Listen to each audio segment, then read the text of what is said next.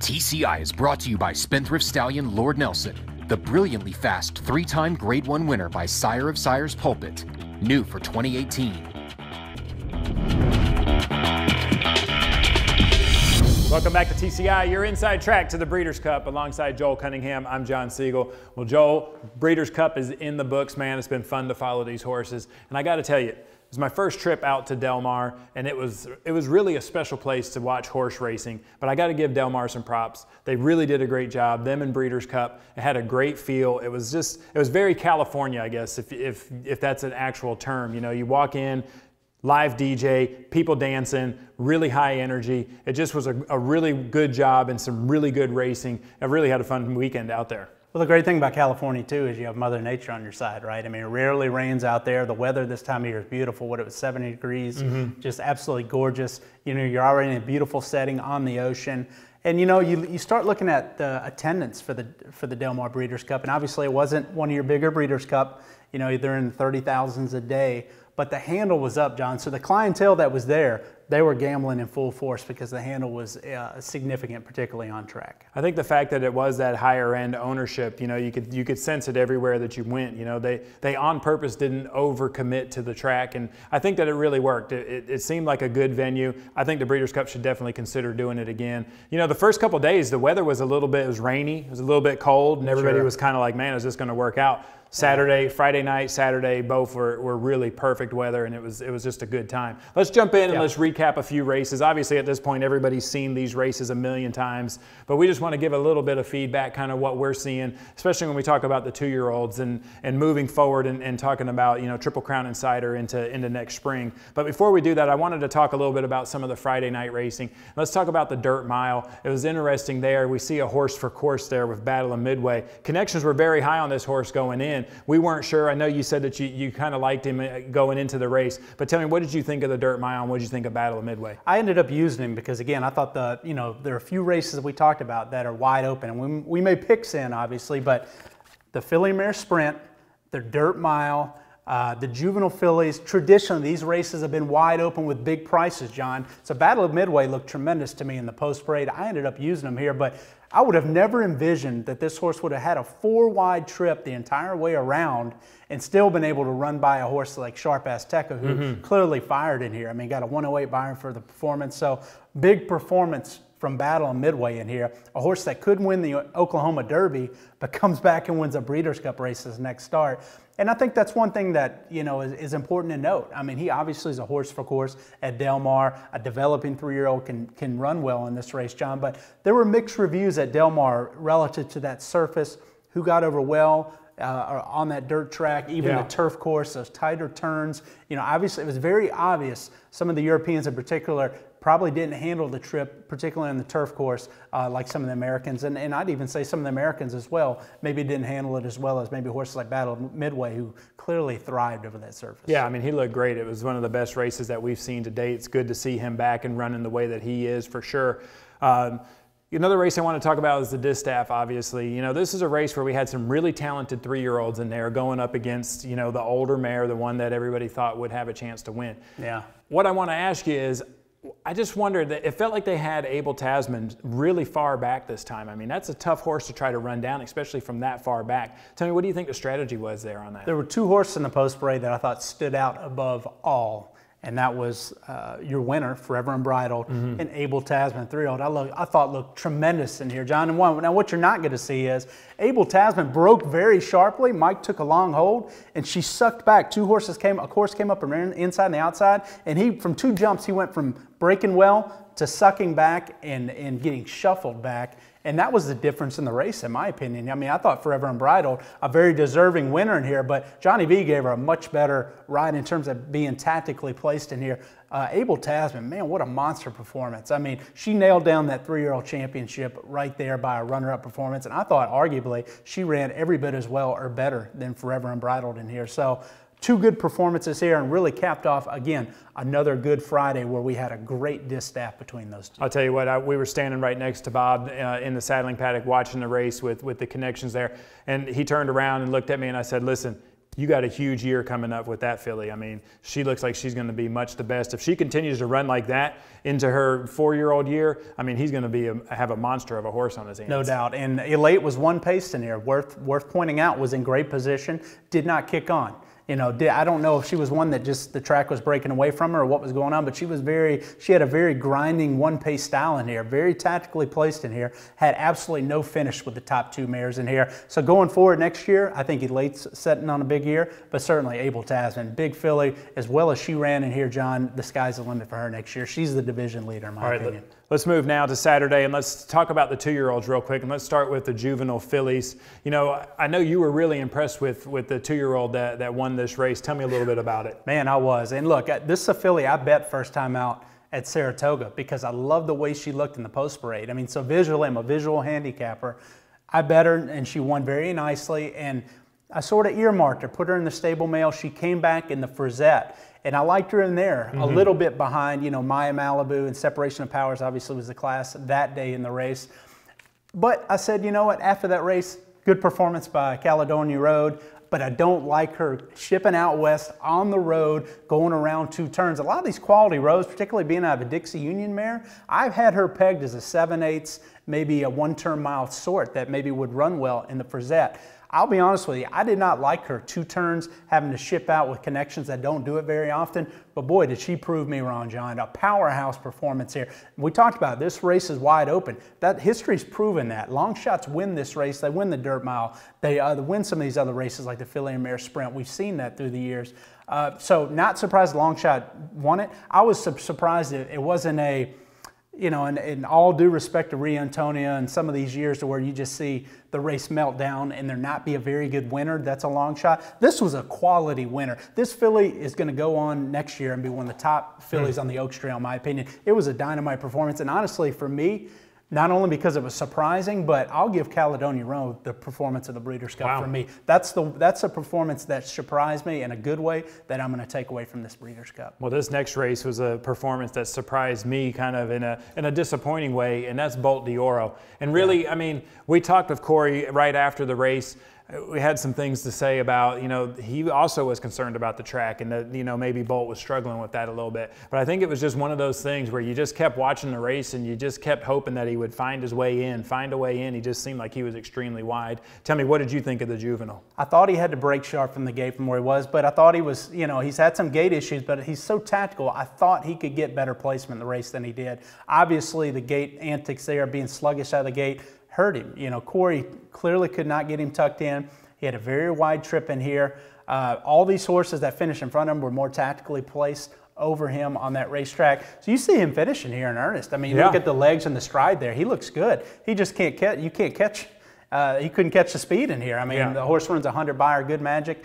Remember, I said the 2 Curlin colts were the ones that I felt like if there were 2 that I thought would break through around 2 turns with development, those were the 2, and you saw Chad Brown get it done here with a double-digit price horse. And Good Magic, again, 100 buyer going forward. Man, this is an exciting crop now we're going to talk about next year in the Triple Crown Insider with Good Magic, Bob and Zayat Stables, Curlin Colt, Bolt d'Oro, the division leader, Montauk. We've got a lot of nice horses that have shown ability for big-time connections that also have that big-time pedigree, John, that you know are going to excel in the Classic. All right, before we move on to the next race, who's the 2-year-old champion?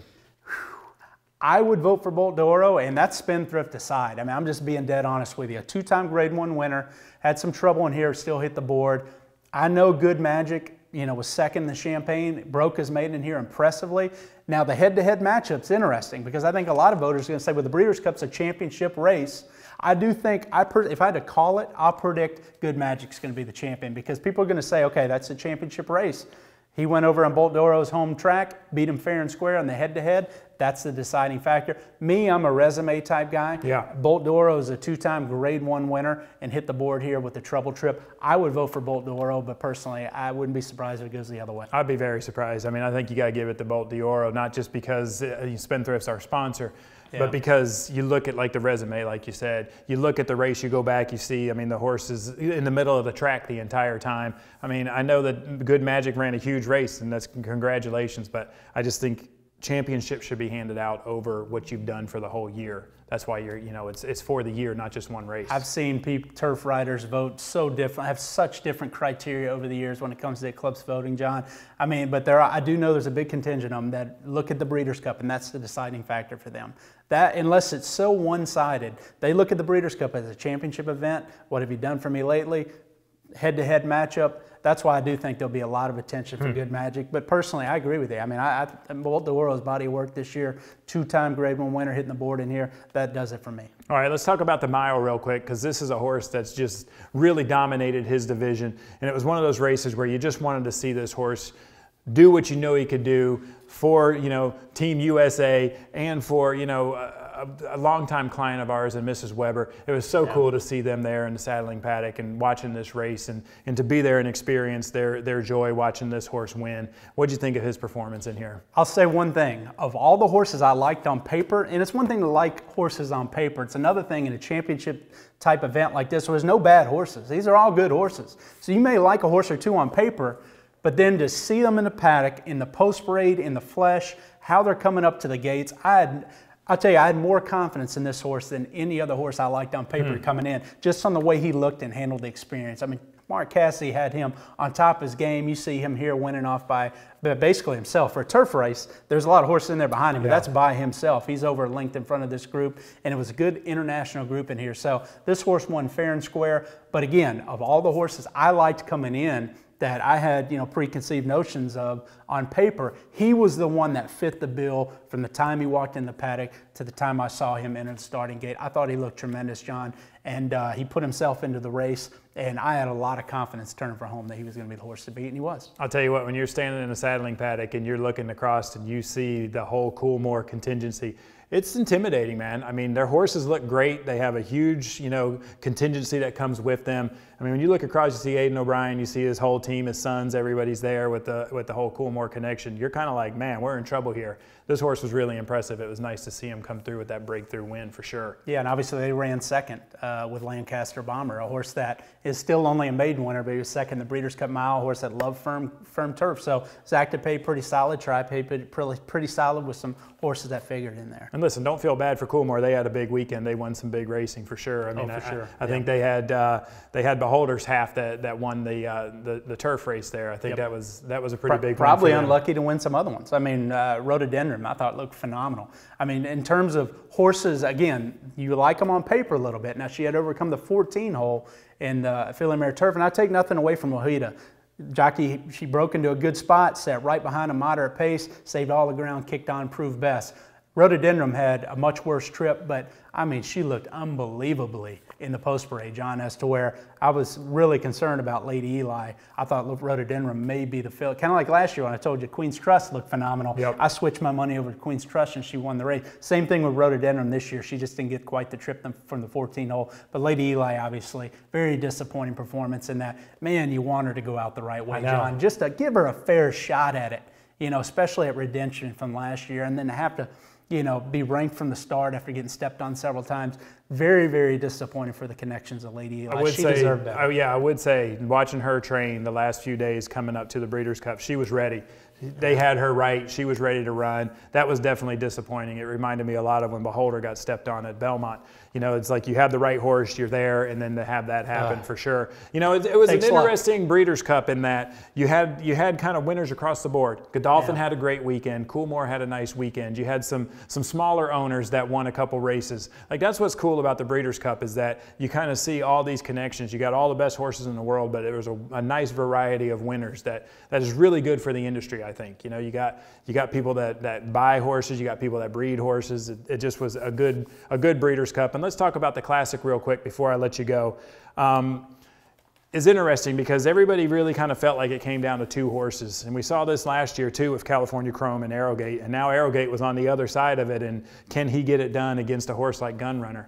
It was just an interesting race to kind of see size up. I got to tell you, man, Gunrunner really was impressive. I mean, the way that he won this race, and I know that you could say Arrogate was out of form, but those were some good horses in there. I watched Collected Train.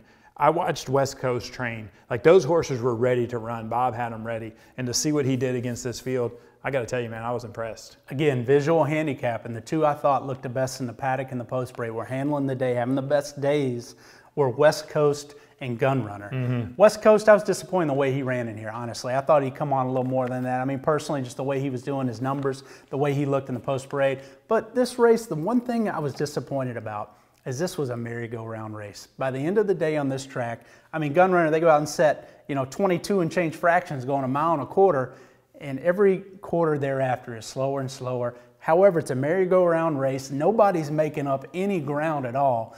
That disappointed me for horses like Untitled, horses that may have proven to be up against it based on the way the track was playing at the end of the day. Just because when you see a race where nobody changes positions, essentially, John, to me it's very fishy, particularly when you start evaluating the internal fractions and that sort of thing. Yeah. So I was a little disappointed in that. Obviously, Arrogate was a horse that I didn't like in the post parade. To me, he did not look like he was on top of his game, in my opinion, and I was concerned at that point. But I thought West Coast would run much better, and he runs a good third in here, John, and maybe it's a product of the track. He just couldn't make up any ground. Yeah, you heard a lot of people talking about the sun was baking that track. Corey mentioned that, the horses just weren't grabbing a hold of it the way that they thought they would.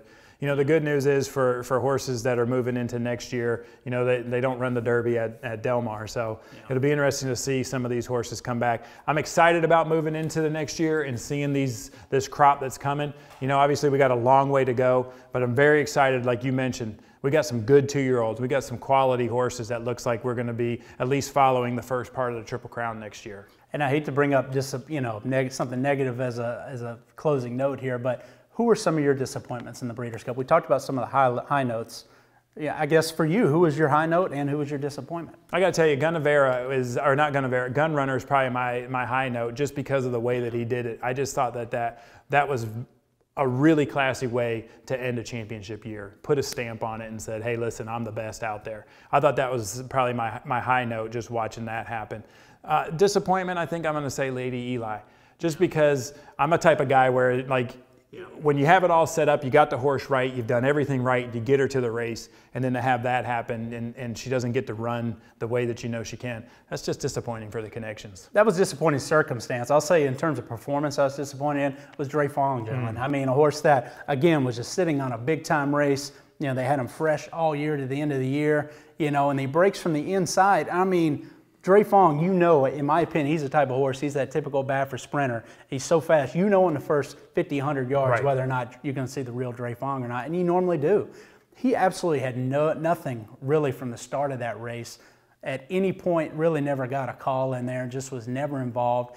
And that was surprising to me, that a horse that was pointed for this, coming in fresh, a defending champion sprinter was never involved in a race. So again, you're going to see a lot of disappointments and you're going to see a lot of pleasant surprises. The disappointment of the Breeders' Cup for me was definitely Dre Fong, but the surprise for me was Caledonia Road, a filly that really impressed me. Oh, it's awesome, man. It's been fun following these horses with you. Another season in the books. Looking forward to Triple Crown. We want to thank you guys for watching. It's been a great season. Thank you guys again. Make sure you come back. We'll start our show up in 2018. We'll start following these 3-year-olds into the Triple Crown.